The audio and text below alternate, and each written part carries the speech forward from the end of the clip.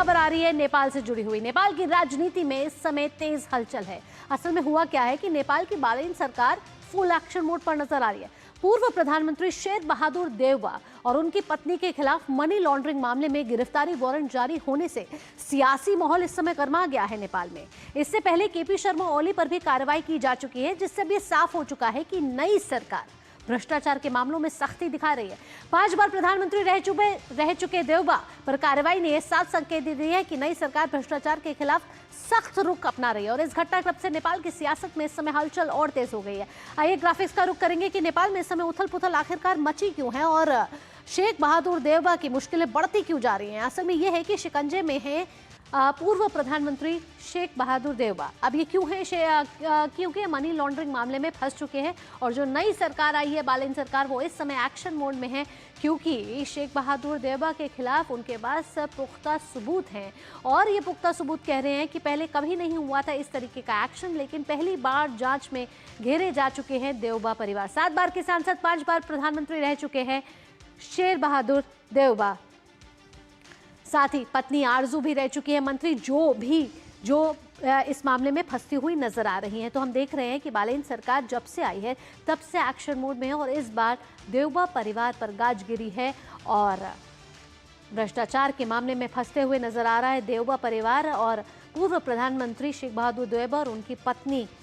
ओली के बाद हम देख रहे हैं कि शेख बहादुर देउबा का क्यों नंबर आया, क्योंकि मनी लॉन्ड्रिंग मामले में ये बड़ा एक्शन बालेन सरकार लेती हुई नजर आ रही है और बालेन सरकार के पास ये सबूत मिले हैं कि पूर्व प्रधानमंत्री की गिरफ्तारी पर की तलवार अब उन पर मंडराती हुई नजर आ रही है और जो पत्नी है डॉक्टर आरजू राणा, उनका भी नाम इस मामले में आ रहा है, मनी लॉन्ड्रिंग के मामले में आ रहा है। अब देउबा के घर मिले थे जले हुए नोट। आपको याद होगा कि जेनजे आंदोलन हुआ था, उसके बाद जांच हुई थी और जांच में ये पाया गया था कि उनके घर नोट मिले हैं। फॉरेंसिक जांच में ये पाया गया था। श्वेता हमारे साथ जुड़ गए हैं ज्यादा जानकारी के साथ काठमांडू में। आइए श्वेता का रुख करेंगे। श्वेता, जब से बालेन सरकार आई है तब से एक्शन मोड में है और इस समय देउबा पर गाज गिरती हुई नजर आ रही है। कैसे कानूनी कार्रवाई उनके खिलाफ सख्त होगी और बालेन सरकार और क्या क्या एक्शन ले रही है, देउबा पर क्या आरोप लगे हैं? भावना, देखिए, अगर मैं जनता को याद दिलाऊं कि सितंबर 8 और 9 में यहाँ जो जेनजी प्रोटेस्ट हुआ था, उसके तहत देउबा परिवार का जो घर है बूढ़ा नीलकंठा में, उसमें आग लगा दी गई थी। आग लगाने के दौरान जब युवा वहाँ ढेर सारे लूटपाट कर रहे थे तो वहाँ US डॉलर का ढेर सारा बंडल मिला था जला हुआ। फिर उसके उपरांत इंडियन करेंसी बहुत बड़े अमाउंट में मिली थी, नेपाली करेंसी थी। तो इतना कैश एक घर में मिलना, इसको लेकर के जनता के बीच में आपत्ति भी थी कि देखो इतना करप्शन कर रहे हैं और इतना पैसा इनके घर में जमा है। तो इसको लेकर के इन्वेस्टिगेशन मनी लॉन्ड्रिंग कमेटी जब वहां पहुंची थी तो उन्होंने वेरीफाई किया और सही में सारी currency note, US dollar, Indian rupees और Nepali rupees were all real one, they were not fake की आप कह सकते हैं कि ये जमा पूंजी नकली है।